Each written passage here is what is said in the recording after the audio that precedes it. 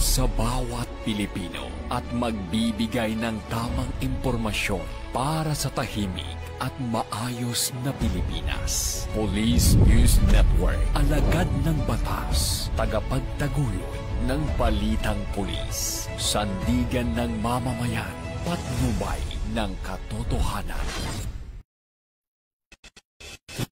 Kampo Krame, maghahatid ng pinakahuling kaganapan at nagbabagang balita. Ito ang PNN Police News Network. At ngayon, ang inyong mga tagapagbalita. Magandang araw, bagong Pilipinas. Ako ang inyong alagad ng batas, tagataguyod ng Balitang Pulis, Patrolwoman Sari Bernales. Maghahatid sa inyo ng tamang balita, kwento ng pulis at serbisyo para sa mamamayan. At ito ang PNP News Online, ang pamunahing balita ng Police News Network, alagad ng batas, tagataguyod ng Balitang Pulis.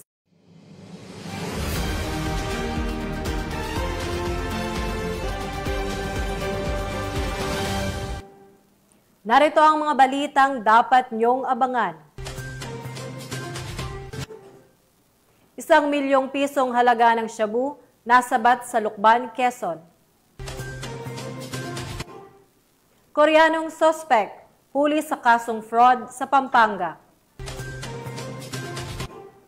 At miyembro ng Communist Terrorist Group nagbalik loob sa lalawigan ng Abra.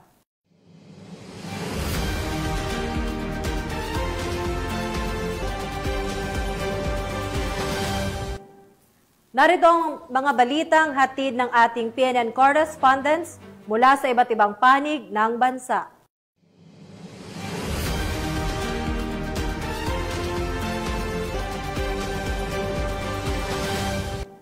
Simulan natin ang balita mula sa bahagi ng Luzon.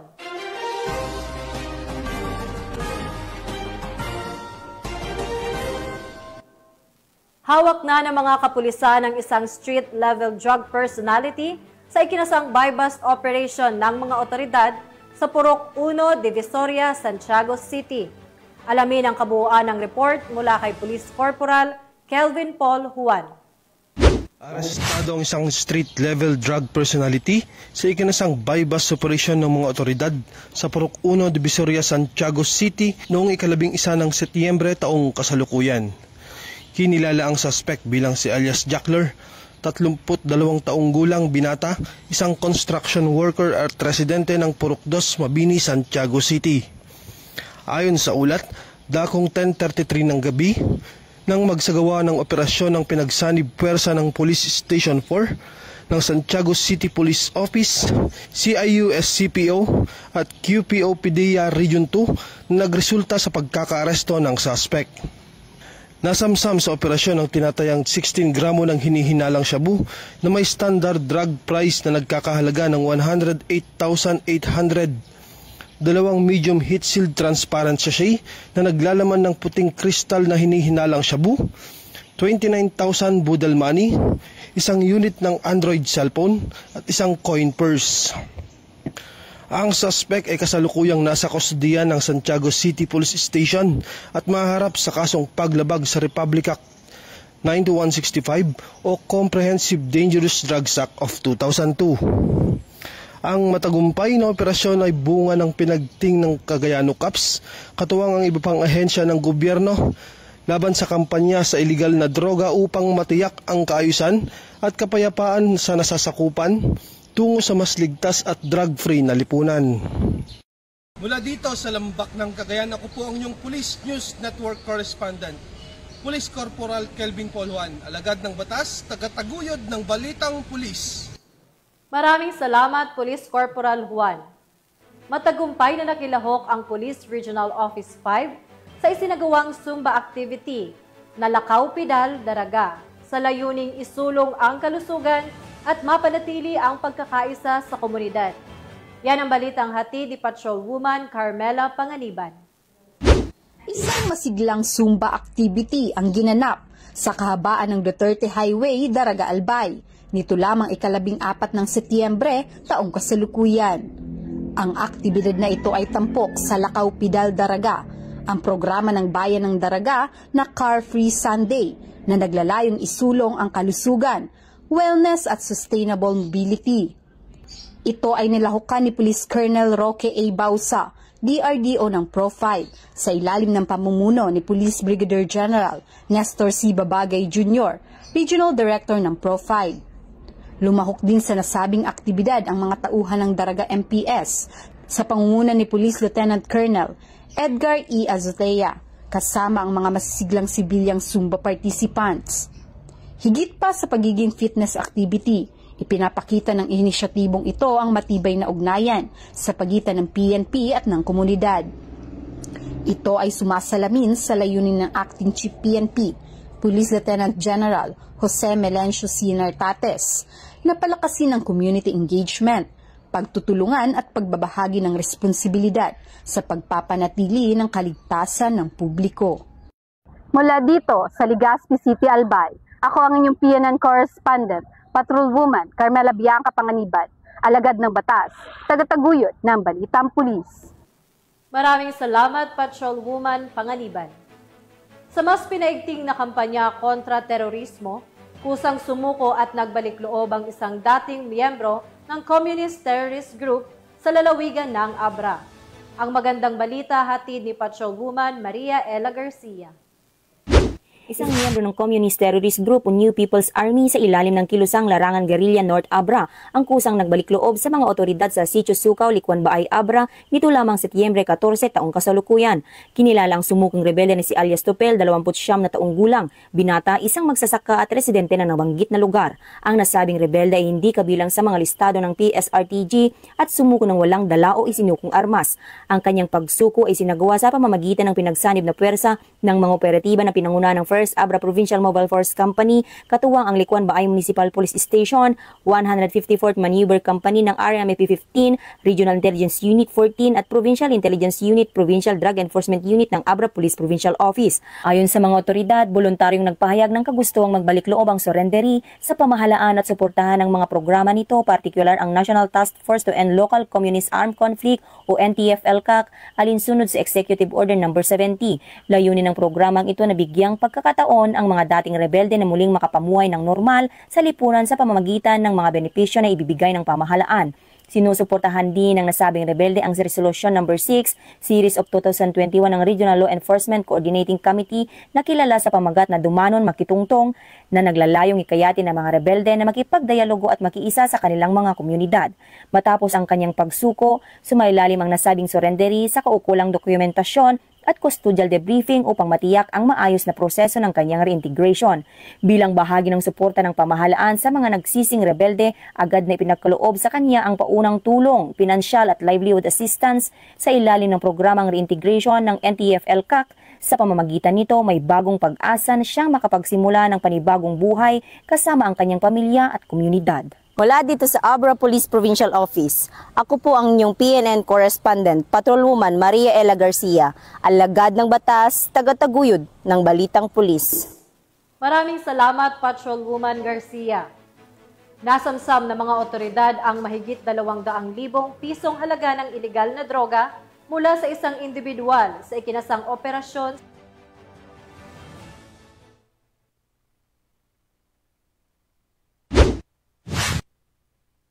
Arestado ang isang street-level drug suspect sa isinagawang bypass operation ng Taguig City Police Station na nagresulta sa pagkakasamsam ng tinatayang 37.2 gramo ng hinihinalang shabu na nagkakahalaga ng 252,960 pesos. Kinilala ang suspect na si alias Ranalyn, 28 taong gulang, babae, walang trabaho at residente ng Barangay Rizal, Taguig. Siya ay nakalista bilang street-level individual at bagong tukoy na drug personality. Ang operasyon na isinagawa ng Station Drug Enforcement Unit ng Taguig CPS, katuwang ang Philippine Drug Enforcement Agency, dakong 11:55 PM ng September 11, 2025 sa Mockingbird Street, Barangay Rizal. Nasamsam mula sa suspect ang 4 na heat-sealed plastic sachet ng shabu, isang 500 pesos mark money, 5 piraso ng 1,000 budol money at isang itim na coin purse. Ang suspect ay maharap sa kasong paglabag sa Section 5 at Section 11 ng Republic. Sa balita, Arestado ng mga tauhan ng San Fabian Police Station ng isang lalaki na wanted sa kasong homicide sa barangay Sahud Valley, San Fabian, Pangasinan. Dakong alas 2 ng hapon, itinasa ng mga kapulisan ng operasyon laban kay alias Dennis, 38 anyos, isang driver at residente ng nabanggit na barangay. Batay sa ulat, naaresto ang akusado sa bisa ng warrant of arrest para sa kasong homicide alinsunod sa Article 249 ng Revised Penal Code. Ang naturang warrant ay nilabas ni Honorable Michael Paul Bravo Israel, presiding judge ng Regional Trial Court, 1st Judicial Region, Branch 76 sa Dagupan City. Nakasaad din sa warrant ang inirekomendang piyansang nagkakalaga ng 120,000 pesos. Sa kasalukuyan, nasa kustodiya na ng San Fabian Police Station ng akusado para sa kaukulang dokumentasyon bago ito ipresenta sa korte na naglabas ng warrant. Sa pagtutok ng kapulisan at katarungan laban sa kriminalidad, muling ipinapakita na ang pamahalaan ay seryosong tinutupad ang tungkulin para sa kapayapaan at kaayusan. Isa itong patunay na sa ilalim ng bagong Pilipinas, ang batas ay nangingibabaw at ang hustisya ay naiihatid para sa kapakanan ng bawat mamamayan. Mula dito sa Ilocos Region, ako ang inyong PNN correspondent, Police Staff Sergeant John Del Supremo, alagad ng batas, tagataguyod ng Balitang Pulis. Maraming salamat, Police Staff Sergeant Supremo. Walang kawala sa batas ang isang Koreano na may kasong fraud matapos ang ikinasang pinagsanib na puwersa ng mga kapulisan ng Police Regional Office 3 sa Pampanga. Yan ang tinutukang balita ni Patrolwoman Jilly Peña. Naaresto ng pinagsanib na puwersa ng mga tauhan ng Police Regional Office 3 sa ilalim ng pamumuno ni Police Brigadier General Ponce Rogelio I. Peñones Jr., Regional Director kasama ang Bureau of Immigration Fugitive Search Unit sa koordinasyon ng Korean National Police Agency ang isang Koreanong may kasong panloloko sa kanilang bansa sa sinagawang Joint Law Enforcement Operation sa Barangay San Nicolas, City of San Fernando, Pampanga. Kinilala ang suspect na si Hasang Mu, 48 anyos, residente ng Angeles City na may Interpol Blue Notice para sa paglabag sa Article 347 Paragraph 1 ng Korean Criminal Act o fraud. Lumabas sa investigasyon na nagpapanggap siyang may negosyo ng currency exchange, paupahan at golf activities at nakatanggap ng 8 remittance na abot sa 123 million Korean won. May 4 din siyang derogatory records at warrant of arrest para sa kasong estafa. Dinala si Ha sa paggamutan para sa medical examination bago siya inilipat sa San Fernando City Police Station habang inaasikaso ang kanyang lokal na kaso. Patuloy ang mga kapulisan ng Gitnang Luzon sa pagpapaigting ng kanilang kampanya laban sa mga dayuhang kriminal sa bansa. Mula dito sa Gitnang Luzon, ako ang inyong PNN correspondent, Patrolwoman Jilly Advincula Peña, alagad ng batas, tagataguyod ng Balitang Pulis. Maraming salamat, Patrolwoman Peña. Nasamsabang isang mahigit 1 milyong pisong halaga ng shabu mula sa isang high-value individual sa isinagawang operasyon sa bisa ng warrant of arrest sa Lukban, Quezon. Patrolwoman Jessie Cris Obrero sa balita. Isang high-value individual ng mga tauhan ng Lukban Drug Enforcement Team sa Sitio Spring, Barangay May 8, Lukban, Quezon Province. Kinilala ang suspect na si alias Kirby, 39 taong gulang, na aresto sa bisa ng search warrant na inilabas ng korte sa Lucena City. Nasamsam sa operasyon ang mahigit 147 gramo ng hinihinalang shabu na nagkakahalaga ng higit 1 milyong piso, isang kalibre 9mm na baril na may mga bala at iba't ibang drug paraphernalia. Ayon kay Police Brigadier General Paul Kenneth T. Lucas, Regional Director ng Pro Calabarzon, seryoso ang kapulisan sa pagpapatupad ng kampanya kontra droga at pagtugi sa mga tinaguriang high-value individuals. Kasalukuyang nasa kustodiya ng Lukban Municipal Police Station ang suspect at nahaharap sa kasong paglabag sa Republic Act 9165 o Comprehensive Dangerous Drug Act of 2002 at Republic Act 10591 o Comprehensive Firearms and Ammunition Regulation Act. Mula dito sa Calabarzon, ako ang inyong Police News Network Correspondent, Patrolwoman Jessie Cris S. Obrero, alagad ng batas, tagataguyod ng Balitang Pulis. Maraming salamat, Patrolwoman Obrero.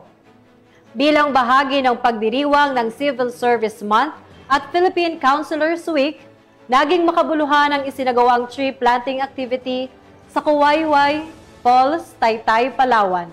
Alamin ang buong detalye ng balita mula kay Patrolwoman Ferlyn Joy Kawile.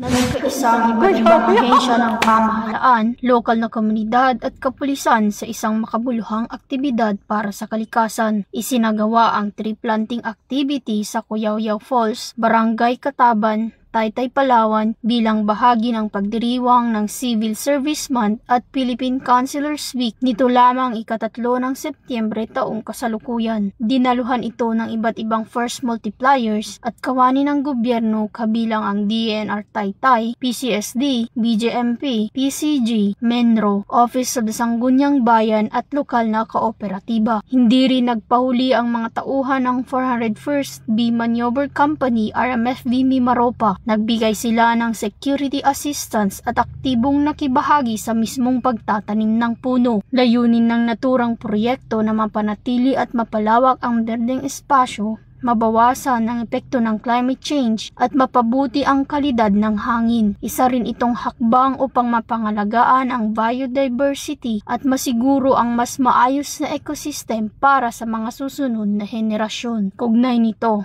binigyan diin na aktibidad ang suporta ng kapulisan sa 7-point agenda ni Acting PNP Chief Police Lieutenant General Jose Melencio C. Nartates Jr., partikular sa pagtutok sa community engagement, police integrity at environmental protection. Sa pamamagitan ng pakikiisa sa mga programang pangkapaligiran, ipinapakita ng PNP na higit pa sa pagbibigay seguridad, kaakibat din nila ang mamamayan sa pagtataguyod ng sustainable at ligtas na kinabukasan para sa lahat. Muling ipinakita ng PNP ang kanilang malasakit hindi lamang sa seguridad ng mamamayan kundi maging sa pangalaga sa kalikasan at kinabukasan ng bayan. Mula dito sa Calapan City, Oriental, Mindoro, ako ang iyong PNN correspondent, Patrolwoman Ferlyn Joy Kawile, alagad ng batas, tagataguyod ng balitang pulis. Maraming salamat, Patrolwoman Kawile. Nakilahok ang Regional Mobile Force Battalion ng National Capital Region Police Office sa isinagawang Unity Run for Peace and Development sa Camp Aguinaldo, Quezon City. Tinutukan niya ni Patrolwoman Maria Danica Bongo.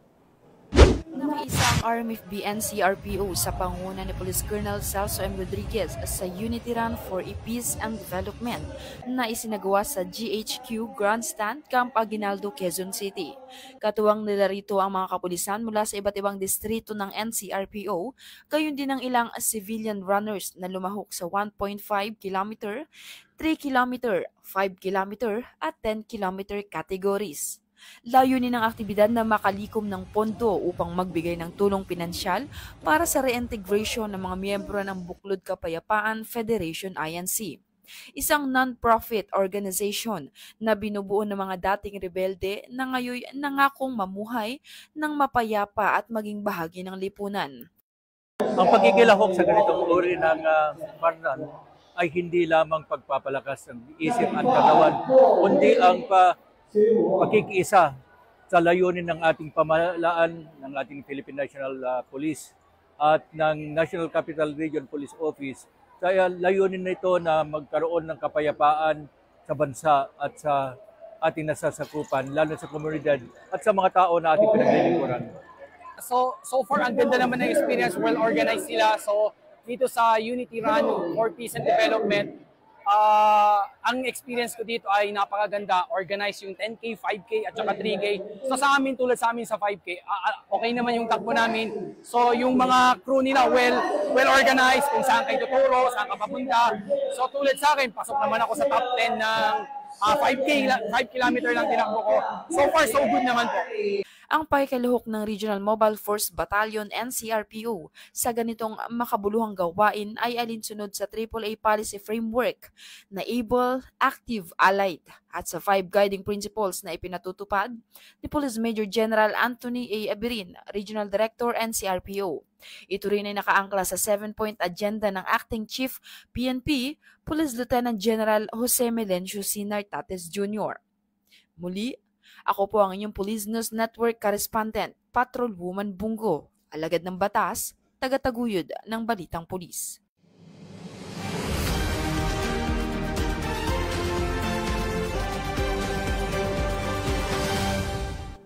At narito naman ang ulat mula sa DOST Pag-asa para sa ating panahon. Isang low pressure area o LPA na may layong 260 km sa kanluran ng Coron, Palawan ang kasalukuyang binabantayan sa loob ng Philippine Area of Responsibility. Ito ay tinukoy bilang LPA 09C na nasa layuning 12 degree hilagang latitude at 117.8 degree silangang longitude. Ayon sa Pag-asa, mababa o unlikely ang tsansa nitong maging isang tropical depression sa loob ng susunod na 24 oras. Gayunpaman, posible pa rin itong magdala ng mga pag-ulan, lalo na sa mga kalapit na rehiyon. Kaya pinapayuhan ng publiko na maging mapagmatsyag at patuloy na makinig sa mga opisyal na abiso. Inaasahan pa rin ang maulap na kalangitan na may kasamang kalat-kalat na pag-ulan, pagkulog at pagkidlat sa ilang bahagi ng Luzon at Visayas, dulot ng naturang LPA at mga kaakibat na weather systems. Para sa inyong kaligtasan, patuloy tayong sumusubaybay sa mga weather advisories mula sa DOST Pag-asa.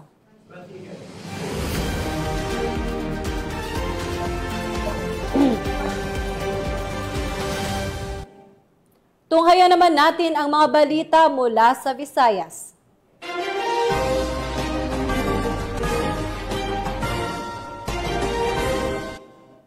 Matagumpay na nakiisa ang Tigbawan PNP sa isinagawang barangay-based symposium sa layuning makapaghatid ng mga bagong kaalaman para sa ligtas na pamayanan sa Barangay Bitas, Cover Gym, Tigbawan, Iloilo City. Ang report mula kay Patrolwoman Julibel Avior. Sa patuloy na pagkikiisa sa ika-31st Crime Prevention Week, matagumpay na isinagawa ng Tigbawan Municipal Police Station ang isang barangay-based symposium sa Barangay Bitas, Cover Gym, Tigbawan, Iloilo nito lamang ika-13 ng Setyembre taong kasalukuyan. Ang aktibidad ay pinangunahan ni na Police Senior Master Sergeant Amy Jerlyn Acevedo, WCPD PNCO, at Police Master Sergeant Pilayho Ribas Jr., PCAD PNCO, sa ilalim ng supervisyon ni Police Captain Alfred Mansoy, Officer in Charge ng Tigbawan MPS. Nakipagtulungan sa aktibidad sina Punong Barangay Lorenzo Tubiano, mga opisyal ng barangay, at Sharon Gay Tirania, Social Welfare Assistant ng Tigbawan DSWTO. Ang nasabing aktibidad ay masiglang dinaluhan ng mga mag-aaral mula grade 6 hanggang grade 12. Tinalakay ang mahalagang paksagaya ng crime prevention, anti-illegal drugs awareness, anti-bullying law at early pregnancy prevention. In behalf of Punong Barangay Lorenzo Tubiano, nagpapasalamat po kami sa PNP ng Municipality of Tigbawan for conducting a symposium about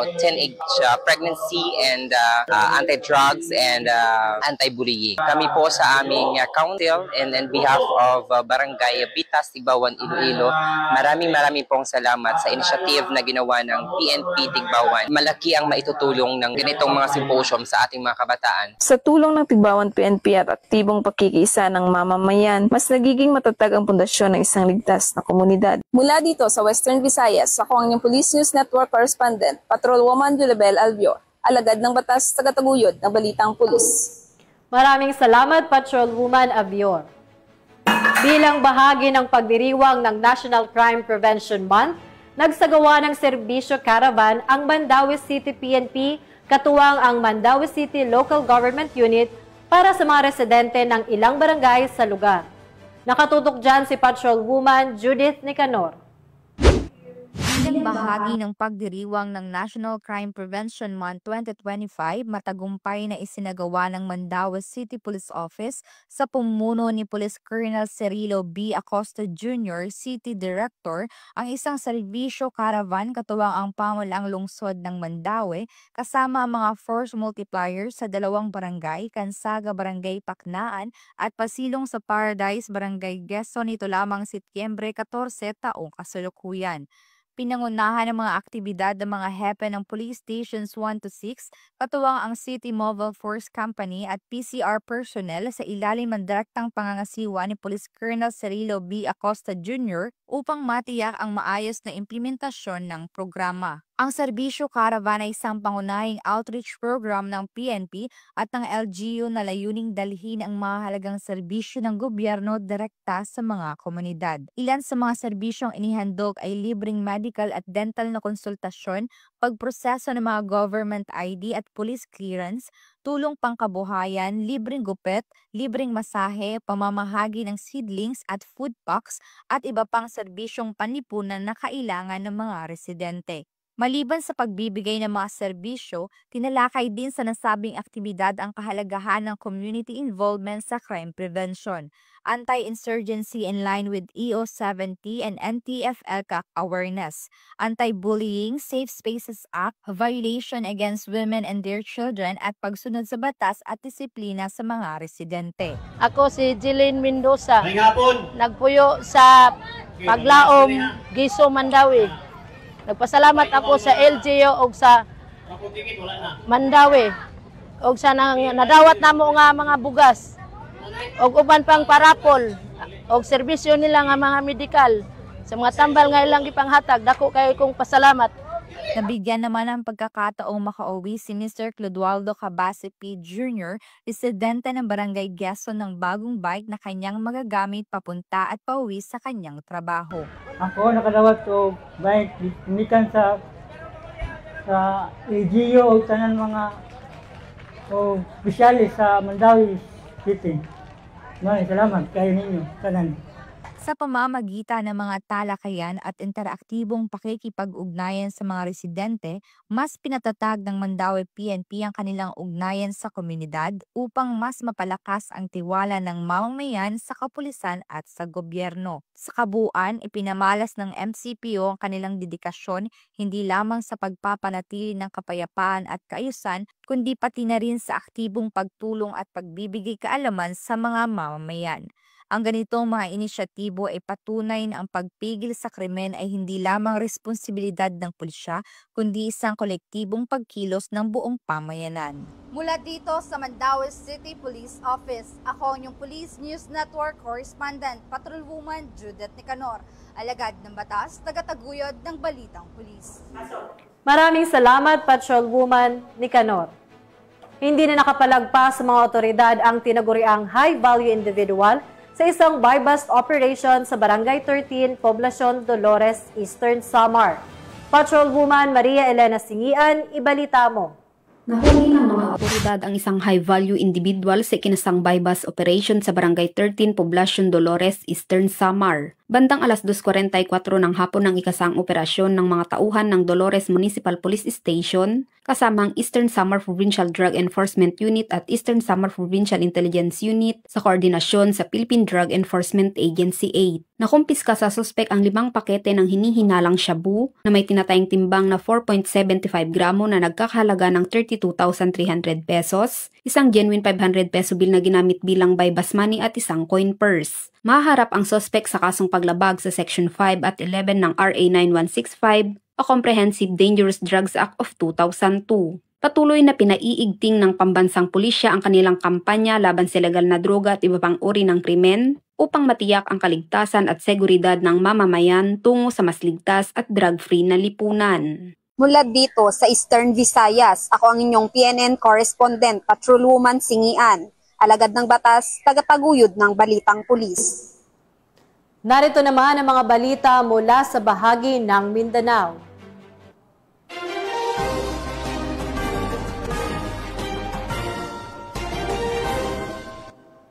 Nasamsamang mahigit 4 na milyong pisong halaga ng smuggled na sigarilyo mula sa 2 lalaki sa isinagawang checkpoint operation ng PNP sa Coronadal City.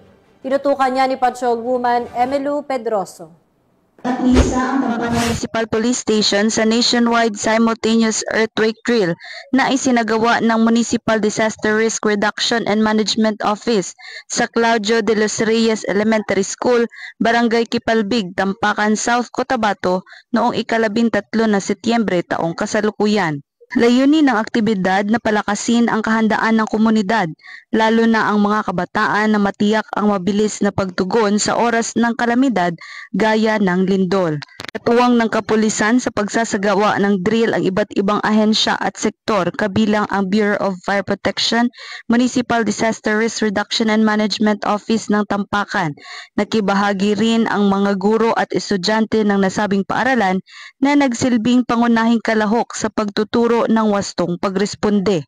Sana'y ipinakita ang kahalagahan ng koordinasyon at pagtutulungan ng mga pangunahing responder at mga miyembro ng komunidad. Itinampok din ang wastong paraan ng paglikas, pagtutok sa kaligtasan ng bawat isa at tamang aksyon upang mabawasan ang pinsala sa oras ng sakuna. Yang diin ng Tampakan Municipal Police Station na ang pagiging handa ay nakakapagligtas ng buhay. Patuloy nilang hinihikayat ang publiko na manatiling maalam, disiplinado at laging handa sa anumang panganib na maaaring idulot ng kalamidad. Mula dito sa Police Regional Office 12, General Santos City, ako ang inyong Police News Correspondent, Patrolwoman Emelu Pedroso, alagad ng batas, tagataguyod ng Balitang Pulis.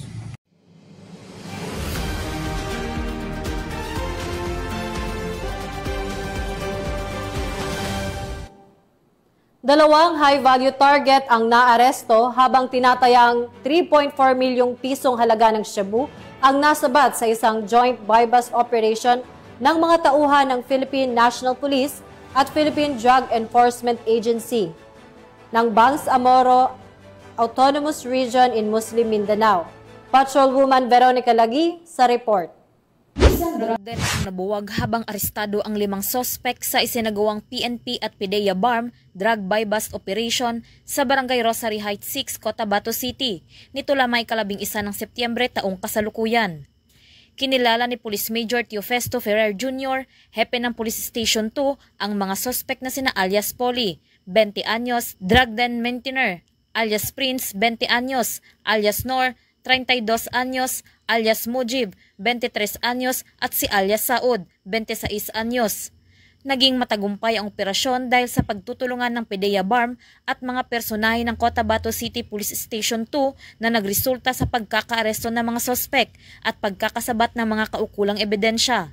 Nasamsam sa posisyon ng mga sospek ang 19 na pakete ng shabu na naglalaman ng iligal na droga na may bigat na 6.5 gramo na nagkakalaga ng 44,200 pesos, drug paraphernalia at buy-bust money. Mahaharap ang mga sospek sa kasong paglabag sa Republic Act 9165 o ang Comprehensive Dangerous Drugs Act of 2002 na ngayon ay nasa kustodiya na ng PDEA BARM Jail Facility. Patuloy naman ang Cotabato City Police Station katuwang ang PDEA BARM sa pagsasagawa ng malawakang operasyon laban sa iligal na droga sa lungsod at mapanatili ang kapayapaan at kaayusan sa naturang lugar. Mula rito sa reyon ng Bangsamoro, ako ang inyong PNN correspondent, Patrolwoman Judian Alibo, alagad ng batas, tagataguyod ng Balitang Pulis. Maraming salamat, Patrolwoman Alibo. Voluntaryong nagbalik loob ang isang dating miyembro ng Communist Terrorist Group sa pagnanais na mamuhay ng mapayapa at masaya kasama ang kanyang pamilya sa Surigao del Sur. Ang kabuuan ng report mula kay Patrolwoman Renz Malinlin.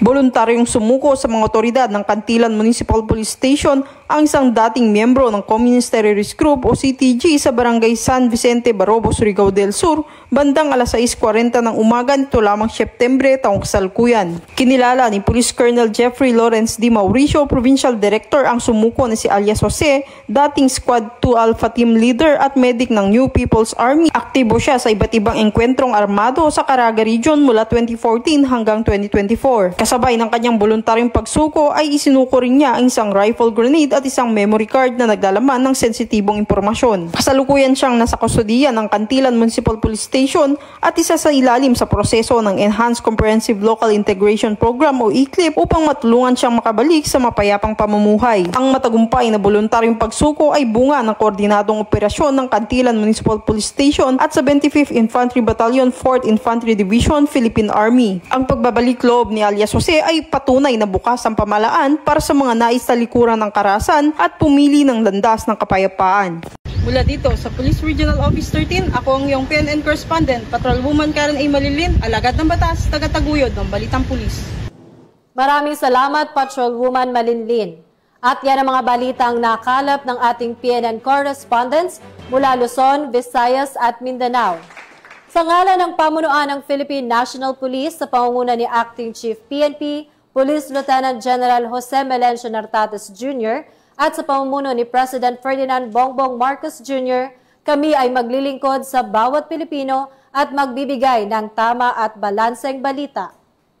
Mula rito sa tanggapan ng tagapag-ugnay ng Pambansang Pulisya, ako ang inyong alagad ng batas, tagataguyod ng Balitang Pulis at tagapag-ugnay, Patrolwoman Maria Sari Bernales. Maghahatid ng tamang balita, kwento ng pulis at serbisyo para sa mamamayan at ito ang PNP News Online, ang pangunahing balita ng Police News Network.